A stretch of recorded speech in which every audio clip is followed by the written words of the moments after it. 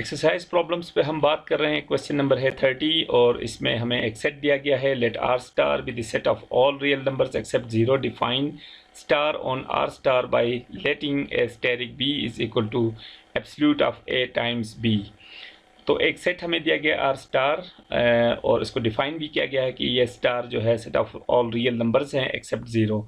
ये बात हम पहले भी डिस्कस कर चुके हैं कि किसी भी सेट के सुपरस्क्रिप्ट में स्टेरिक लिखने का मतलब ये मोस्टली ये लिया जाता है कि हम उस सेट के तमाम एलिमेंट्स कंसीडर कर रहे हैं सिवाय 0 के। जैसे आर के ऊपर अगर स्टार लगा हुआ तो हम set of all real numbers consider कर रहे हैं एक्सेप्ट 0। इसी तरह क्यू के ऊपर अगर स्टार लगा हो तो उसका मतलब होगा set of all rational numbers except 0। और इसी तरह जेड के ऊपर अगर स्टेरिक लगा हुआ है सुपरस्क्रिप्ट में तो इसका मतलब होता है set of all non zero integers या set of all integers except 0। तो एक ये सेट हमें दिया गया है set of all real numbers except 0 और इसके ऊपर एक बाइनरी ऑपरेशन स्टेरिक डिफाइन किया गया है। और ये रूल किस तरह का है या ऑपरेशन किस तरह का है कि हम सेट ऑफ इस सेट में से कोई से भी हम दो एलिमेंट्स चूज़ करें ए बी, तो इनका जो कॉम्पोजिशन होगा यानी बाइनरी ऑपरेशन जो इन दोनों एलिमेंट्स के लिए जो एक सिंगल एलिमेंट असाइन करेगा वो किस रूल के तहत कर रहा है कि फर्स्ट एलिमेंट का एब्सोल्यूट और second element as it is और इन दोनों का प्रोडक्ट, यानी फर्स्ट का एब्सोल्यूट यानी फर्स्ट एलिमेंट के एब्सोल्यूट के साथ सेकंड एलिमेंट का प्रोडक्ट, ये एलिमेंट असाइन कर रहा है ये बाइनरी ऑपरेशन। अब हमसे इस हवाले से कुछ क्वेश्चंस पूछे गए हैं। इस इंफॉर्मेशन की बुनियाद पे हमने आंसर करने हैं जिस चूँकि सेट हमें दिया गया है और बाइनरी ऑपरेशन गिवन है।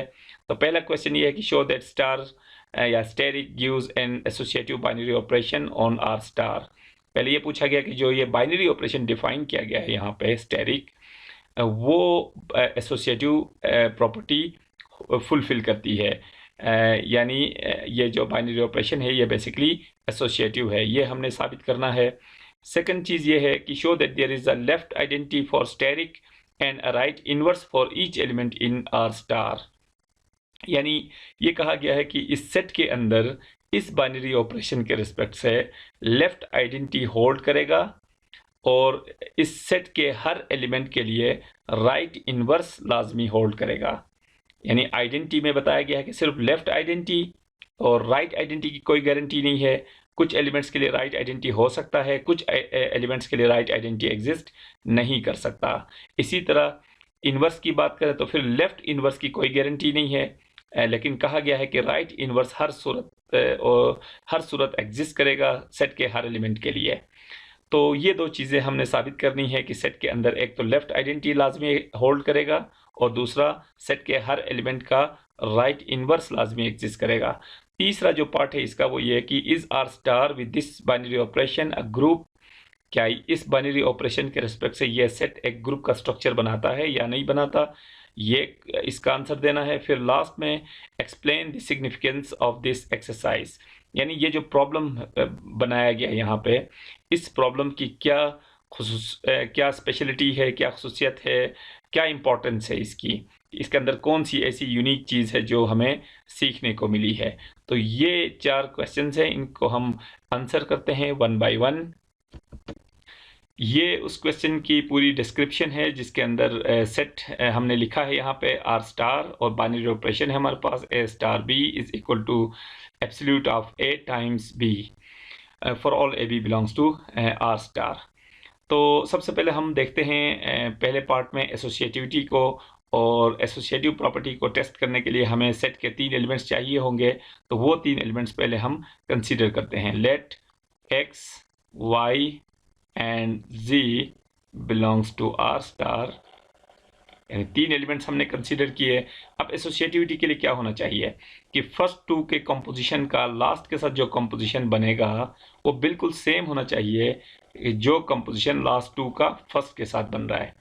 और ये प्रॉपर्टी हम डिटेल में पहले डिस्कस कर चुके हैं, तो इसलिए हम इसकी डायरेक्ट इवेल्युएशन पे जाते हैं।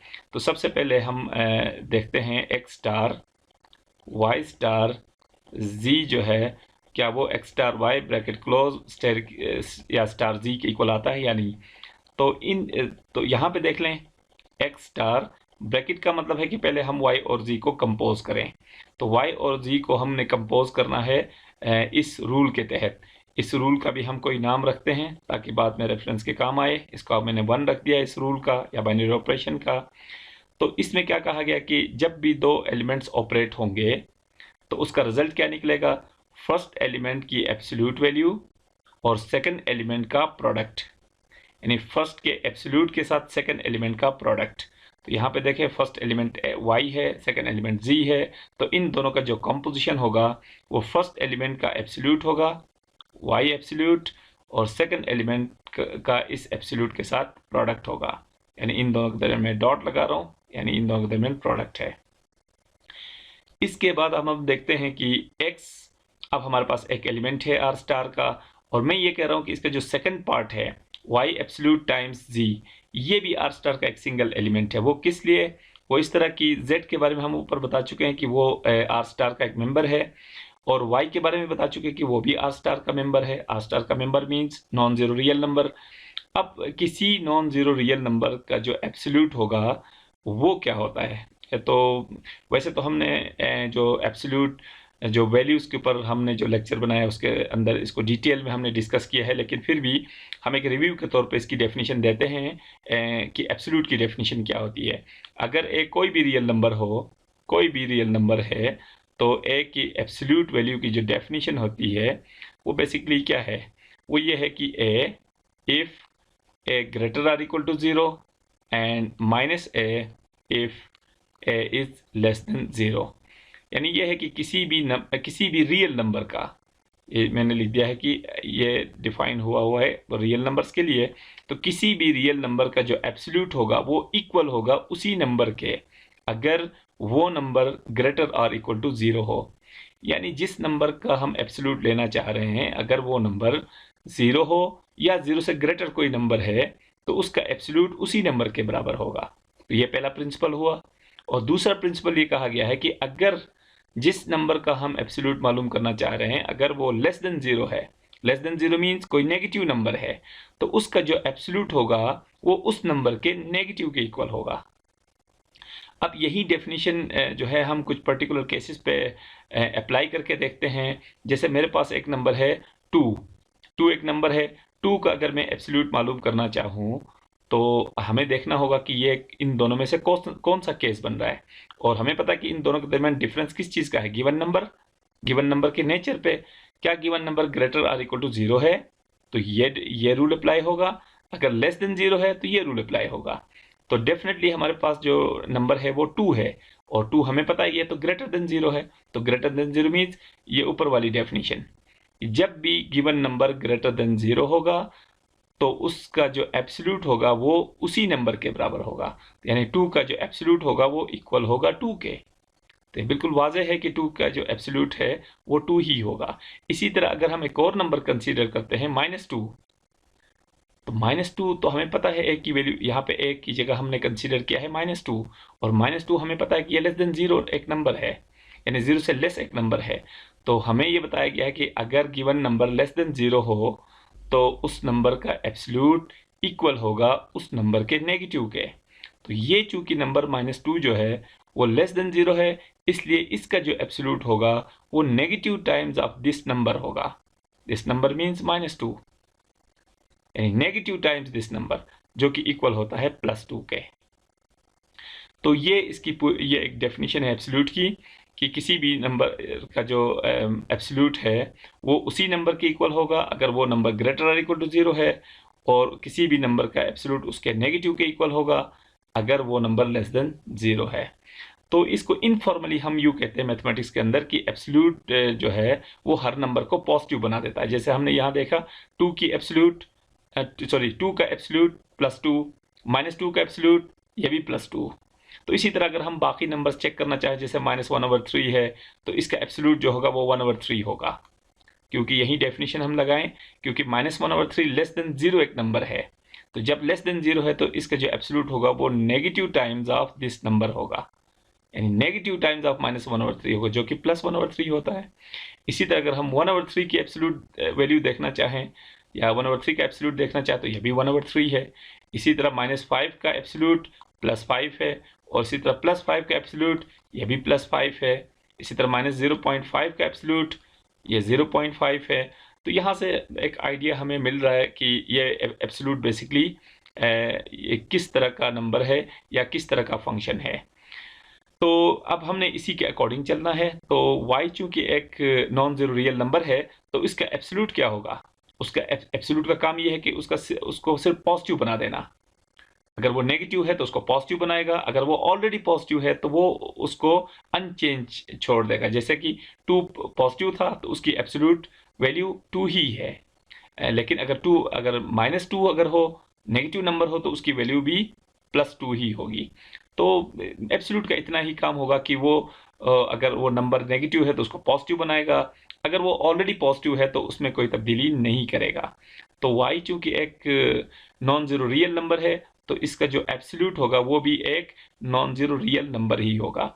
और दो नॉन जीरो रियल नंबर्स का जो प्रोडक्ट है वो भी अगेन एक नॉन जीरो रियल नंबर ही होगा। तो बेसिकली x भी हमारे पास एक नॉन जीरो रियल नंबर, और इन दोनों का जो प्रोडक्ट है वो भी एक नॉन जीरो रियल नंबर।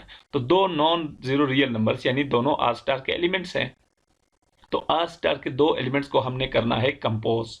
इनके दरमियान ऑपरेशन हमने लगाना है स्टेर, जो स्टेरिक लगा हुआ है मीन्स कि इन दोनों का कंपोजिशन मालूम करना है।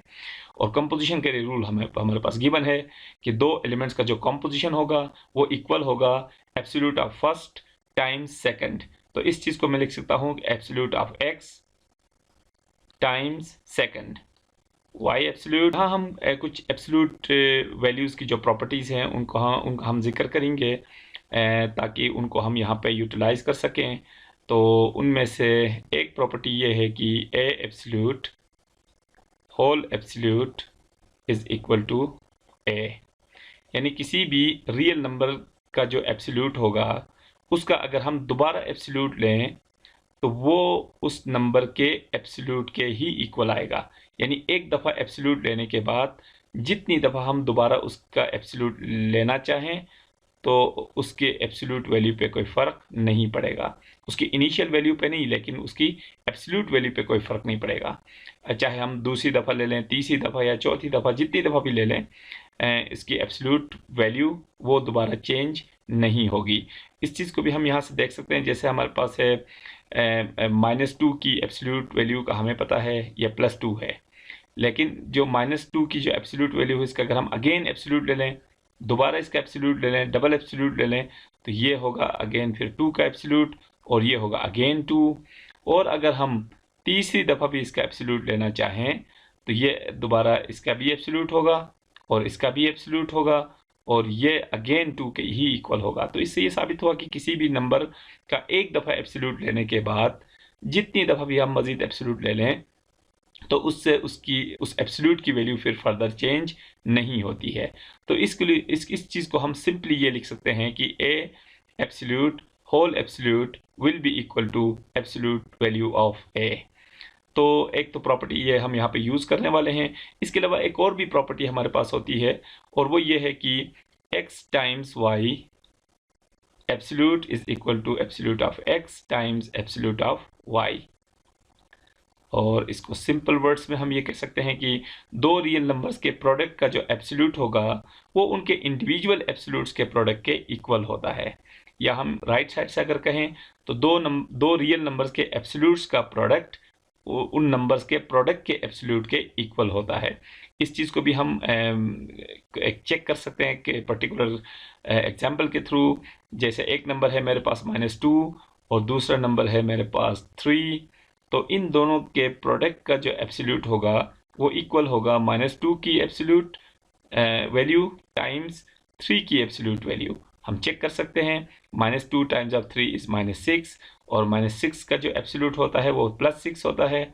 और राइट साइड में चेक कर सकते हैं 2 का एब्सोल्यूट हमारे पास 2 होगा, -2 का एब्सोल्यूट 2 होगा और 3 का एब्सोल्यूट 3 होगा, एंड 2 टाइम्स 3 इज 6।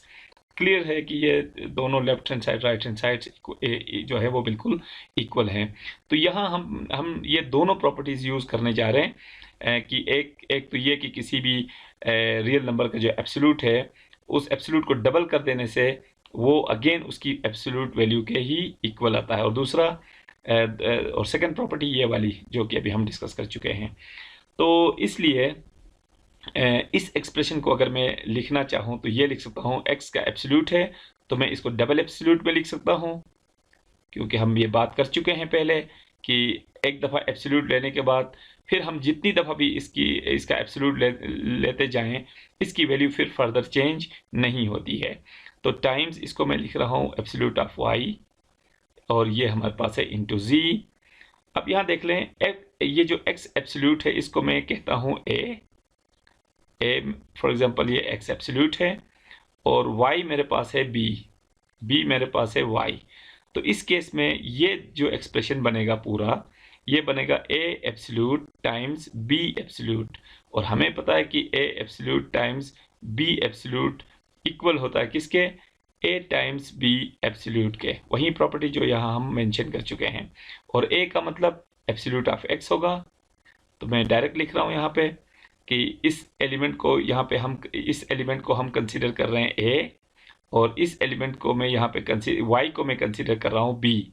तो बेसिकली ये क्या बन रहा है यहाँ पे, ए का एब्सोल्यूट टाइम्स बी का एब्सोल्यूट। तो इसको मैं लिख सकता हूँ ए टाइम्स बी का होल एब्सोल्यूट। ए मीन्स ये मेरे पास है, ये मेरे पास ए की जगह मैं लिख सकता हूँ एक्स का एब्सोल्यूट टाइम्स, और ये सेकंड होगा मेरे पास y इंटू ये मेरे पास है z। और अब हम जो है वो ये डेफिनेशन अगेन यूज़ करने वाले हैं यहाँ पे कि x एब्सोल्यूट टाइम्स y यानी a एब्सोल्यूट टाइम्स b।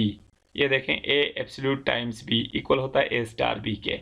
तो इन दोनों को मैं लिख सकता हूँ एब्सोल्यूट के अंदर, ये जो x एब्सोल्यूट इंटू वाई है, यहाँ पे सिर्फ a और b की जगह x और y है, बाकी कोई डिफरेंस नहीं है। तो ऊपर इसको जब हम a स्टार b लिख सकते हैं तो इसको हम x स्टार y लिख सकते हैं। तो मैं ये लिख रहा हूँ x स्टार y और टाइम्स z। और अगेन हम ये डेफिनेशन इस पे यूज़ कर सकते हैं क्योंकि x स्टार y ये एक नंबर है, उसकी एब्सोल्यूट वैल्यू है टाइम्स b, यानी एक नंबर का एब्सोल्यूट टाइम्स b हो तो उसको हम लिख सकते हैं first number star second number. तो ये देख लें, एक एलिमेंट है उसका एब्सोल्यूट है टाइम्स सेकंड है, तो यानी फर्स्ट का एब्सोल्यूट टाइम्स सेकंड हो तो हम फर्स्ट स्टार सेकंड लिख सकते हैं। तो फर्स्ट मेरे पास है एक्स स्टार वाई और सेकंड है मेरे पास स्टार जी। तो यही वो रिजल्ट है जो हम प्रूफ करना चाह रहे थे, और इससे ये साबित हुआ कि ये जो बाइनरी ऑपरेशन है वो एसोसिएटिव है। अब हम बढ़ते हैं इस क्वेश्चन के सेकंड पार्ट पे, और उसमें हमसे ये पूछा गया है कि हमने साबित करना है कि इस ऑपरेशन के तहत इस सेट के अंदर लेफ्ट आइडेंटिटी होगा और इस सेट के हर एलिमेंट के लिए राइट इनवर्स होगा। तो सबसे पहले हम इसके लेफ्ट आइडेंटिटी की बात करते हैं। तो चूंकि हम ये कह सकते हैं कि वन, मैं यहाँ पे लिख सकता हूँ सिंस मैं लिख रहा हूँ कि one belongs to R star, क्योंकि ये हमें पता है कि वन एक नॉन ज़ीरो रियल नंबर है और आर स्टार जो है वो तमाम नॉन ज़ीरो रियल नंबर्स का सेट है। तो वन को लाजमी जो है आर स्टार से बिलोंग करना चाहिए, और सच दैट हम लिख रहे हैं सच दैट फॉर एनी, एक आर्बिट्ररी एलिमेंट हम चूज़ करेंगे x belongs to R star. Basically हम ये करना चाह रहे हैं कि हम साबित करें कि वन जो है वो इस सेट के हर एलिमेंट के लिए लेफ़्ट आइडेंटिटी का रोल प्ले कर रहा है। और लेफ़्ट आइडेंटिटी का रोल क्या होता है कि सेट का एक ऐसा मेंबर जो सेट के बाकी एलिमेंट्स के साथ लेफ़्ट से ऑपरेट हो तो वो उनकी वैल्यूज़ को इफ़ेक्ट ना करे। तो हम ये साबित करेंगे कि वन वो एलिमेंट है जो इस सेट के किसी भी मेंबर के साथ लेफ़्ट से ऑपरेट हो तो वो इसकी वैल्यू को इफ़ेक्ट नहीं करेगा। तो मैं ये लिख सकता हूँ for any X belongs to R star we have, होगा क्या जब मैं इस वन को ऑपरेट करूँ एक्स के साथ। एक्स चूँकि मैंने आर्बिट्ररी एलिमेंट लिया है इस सेट का, आर्बिट्ररी एलिमेंट का मतलब है कि सेट के जो एलिमेंट्स हैं उनका रिप्रेजेंटेटिव एलिमेंट है, तो मैं वन को ऑपरेट करूँगा एक्स के साथ। तो अब जो बाइनरी ऑपरेशन है उसके अकॉर्डिंग अगर हम इसको ऑपरेट करें तो ये होगा कि a star b equal to absolute of first times second. तो यहाँ पे एब्सोल्यूट ऑफ फर्स्ट यानी एब्सोल्यूट ऑफ वन होगा, यानी वन का एब्सोल्यूट, और ये times second as it is. और ये देखें हमें वन चूँकि एक पॉजिटिव नंबर है और एब्सोल्यूट के बारे में हम डिस्कस कर चुके हैं थोड़ी देर पहले। और उस एब्सोल्यूट की डेफिनेशन के मुताबिक 1 का जो एब्सोल्यूट होगा वो 1 ही होगा, 1 इंटू एक्स। अब 1 एक रियल नंबर है 1 को, और x हमारे पास कोई भी नॉन ज़ीरो रियल नंबर हो सकता है। तो किसी भी नॉन ज़ीरो रियल नंबर के साथ जब हम 1 को मल्टीप्लाई करते हैं तो उसका रिजल्ट हमेशा वही नॉन ज़ीरो रियल नंबर आता है। तो यहाँ से ये साबित हुआ कि 1 जब भी आर स्टार के किसी एलिमेंट के साथ लेफ्ट से ऑपरेट होगा तो रिजल्ट में आर स्टार का वही एलिमेंट ही आएगा, यानी आर स्टार के एलिमेंट में कोई तब्दीली नहीं आएगी। तो इसका मतलब ये हुआ कि ये जो 1 है वो लेफ्ट आइडेंटिटी का रोल प्ले कर रहा है। तो मैं यहाँ पे लिख रहा हूँ, this implies that 1 is the left identity of R star. एक बात यहाँ से क्लियर हो गई कि इसका जो है वो लेफ्ट आइडेंटिटी वो मौजूद है।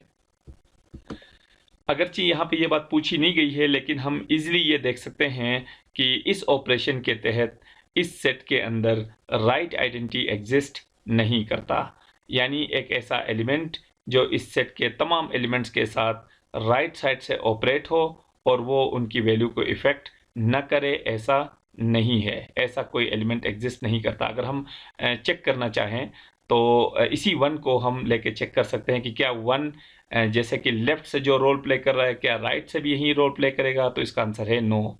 और उसको हम जस्टिफाई करने के लिए एक एलिमेंट ले सकते हैं, जैसे -2, ये हमारे पास एक आर स्टार का एक एलिमेंट है। इसी -2 के साथ अगर मैं ऑपरेट करता हूँ 1 को राइट साइड से, तो इस डेफिनेशन के मुताबिक फर्स्ट का एब्सोल्यूट होगा, -2 का एब्सोल्यूट टाइम्स सेकंड, यानी सेकंड हमारे पास 1 है, और इसको जब हम वो कर लेते हैं, कैलकुलेट कर लेते हैं, तो -2 की एब्सोल्यूट वैल्यू 2 टाइम्स 1 होगा, 2 टाइम्स 1, और 2 और 1 का प्रोडक्ट हमारे पास होगा 2।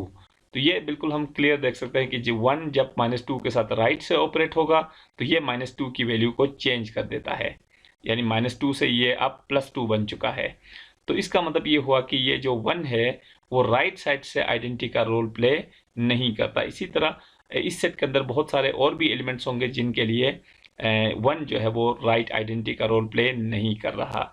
तो इसका मतलब ये हुआ कि इस सेट के अंदर ज़रूरी नहीं कि राइट आइडेंटिटी हो, लेकिन लेफ़्ट आइडेंटिटी के हवाले से हम ये साबित कर चुके हैं कि 1 ही इस सेट के लिए लेफ़्ट आइडेंटिटी है। इसी तरह हम बात करते हैं इन्वर्सेस की। तो हमसे ये पूछा गया है कि हम साबित करें कि सेट के हर एलिमेंट के लिए एक राइट इन्वर्स लाजमी एग्जिस्ट करता है। तो वो चीज़ भी हम यहाँ से वेरीफाई कर सकते हैं। हम लिख सकते हैं now for any x belongs to R star, यानी एक आर्बिट्ररी हमने एलिमेंट लिया है, और हम देखते हैं कि इसका जो राइट इन्वर्स है वो एग्जिस्ट करता है या नहीं करता है। तो आप लिखते हैं इम्प्लाइज, अब हम कर देते हैं x star into x prime. अब यहाँ पे मैंने x प्राइम यूज़ किया है। x प्राइम का मतलब मैं ये कंसीडर कर रहा हूँ कि वो x का इन्वर्स है, राइट इन्वर्स है, क्योंकि मैं x प्राइम को इसके राइट से ऑपरेट कर रहा हूँ, तो इक्वल होना चाहिए e के। तो x प्राइम अगर इस तरह का एलिमेंट है, अगर कोई एलिमेंट एग्जिस्ट करता है तो उस एलिमेंट को जब मैं आर स्टार के किसी भी एलिमेंट के साथ राइट से ऑपरेट करूँ तो उसका रिजल्ट आइडेंटिटी आना चाहिए। तो अब हम इसके ऊपर यही डेफिनेशन हम अप्लाई करते हैं। तो इसके मुताबिक होगा x absolute times x prime is equal to e। यहाँ से हम x एब्सोल्यूट जो भी है हमारे पास, इसको अगर हम यहाँ से रिमूव करके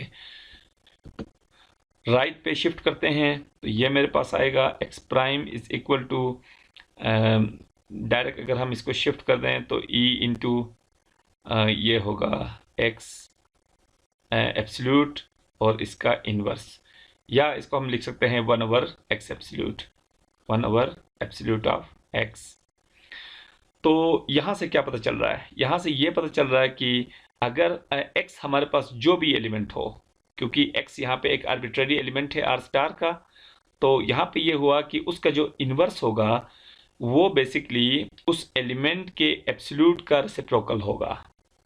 और हमें पता है कि जो भी आर में से हम एलिमेंट ले लें तो वो ज़रूर एक नॉन ज़ीरो रियल नंबर होगा, और उसका एब्सोल्यूट भी एक नॉन ज़ीरो रियल नंबर होगा, और उसका रेसिप्रोकल अगेन एक नॉन ज़ीरो रियल नंबर होगा। तो हम क्लियरली ये देख सकते हैं कि इस तरह का जो भी नंबर होगा ये लाजमी तौर पे आर स्टार का ही मेंबर होगा, क्योंकि चूँकि x के बारे में हम बता चुके कि आर स्टार का एलिमेंट है। तो x और इसमें क्या डिफरेंस है, या x के ऊपर कौन से ऑपरेशंस लगा के ये एलिमेंट जनरेट किया जा सकता है, वो ये है कि सबसे पहले इस x का हम एब्सोल्यूट ले लें। तो हमें पता है कि किसी भी नॉन ज़ीरो रियल नंबर का एब्सोल्यूट जो होगा वो again non zero real number होगा, और उस नॉन ज़ीरो रियल नंबर का जब हम रेसिप्रोकल लेंगे तो वो again non zero real number होगा, तो वो डेफिनेटली वो आर स्टार से बिलोंग करेगा। तो ये वो एलिमेंट है 1/एब्सोल्यूट ऑफ x, ये बेसिकली x का इनवर्स है। तो हम ये लिख सकते हैं कि दिस इम्प्लॉयज दैट 1/एब्सोल्यूट ऑफ x इज द, और ये कौन सा इनवर्स है, इसका राइट इनवर्स है, राइट इनवर्स ऑफ x।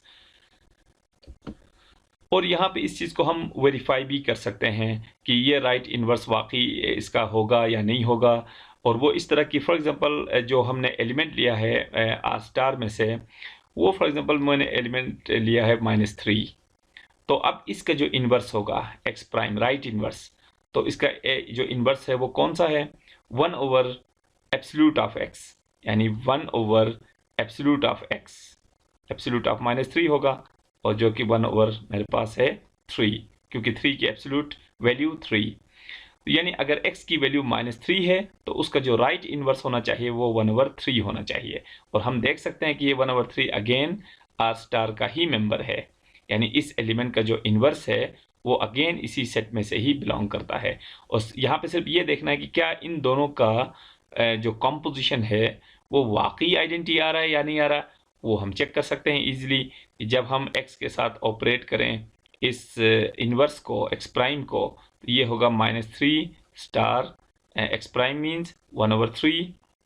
और ये देख लें, इन दोनों को कंपोज करना हमने इस रूल के तहत, तो इस रूल के तहत फर्स्ट का एब्सोल्यूट होगा, -3 का एब्सोल्यूट होगा, इसका प्रोडक्ट होगा सेकंड के साथ, और हमें पता है कि -3 का एब्सोल्यूट 3 है इंटू 1/3, और ये दोनों कैंसिल, और इसका रिजल्ट 1।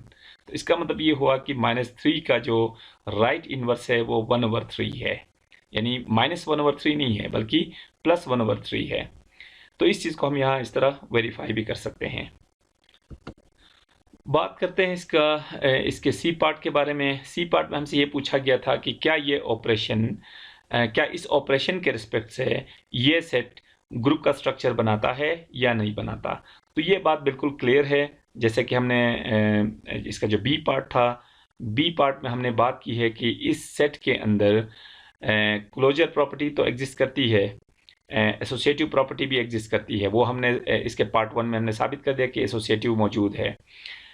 इसी तरह लेकिन पार्ट ए के अंदर हमने साबित किया कि एसोसिएटिविटी है। पार्ट बी के अंदर हमने बात की कि इसके अंदर लेफ्ट आइडेंटिटी है और राइट इन्वर्सेस हैं। जबकि हमें पता है कि ग्रुप होने के लिए किसी भी सेट जो है के लिए ज़रूरी है कि उसके अंदर आइडेंटिटी एलिमेंट लेफ्ट भी हो और राइट भी हो। इसी तरह इन्वर्सेस, लेफ्ट इन्वर्सेस भी हों, राइट इन्वर्सेस भी हों।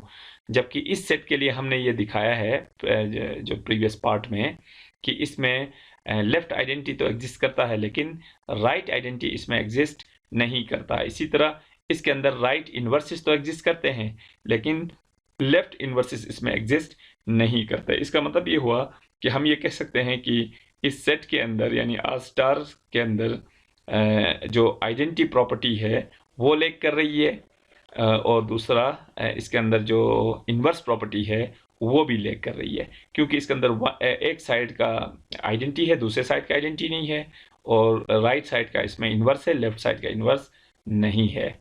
तो हम ये कह सकते हैं कि R star fails to hold identity and inverses, क्योंकि हम जब भी सिर्फ आइडेंटिटी की बात करें तो ये हम टू साइडेड आइडेंटिटी की बात कर रहे होते हैं, और इसी तरह जब भी हम सिर्फ इन्वर्स की बात करें तो टू साइडेड इन्वर्स, यानी लेफ्ट और right inverse. Two sided identity means left identity and right identity. तो इसलिए हम ये कह सकते हैं कि ये सेट जो है, this implies that R star is not a group with respect to given operation star.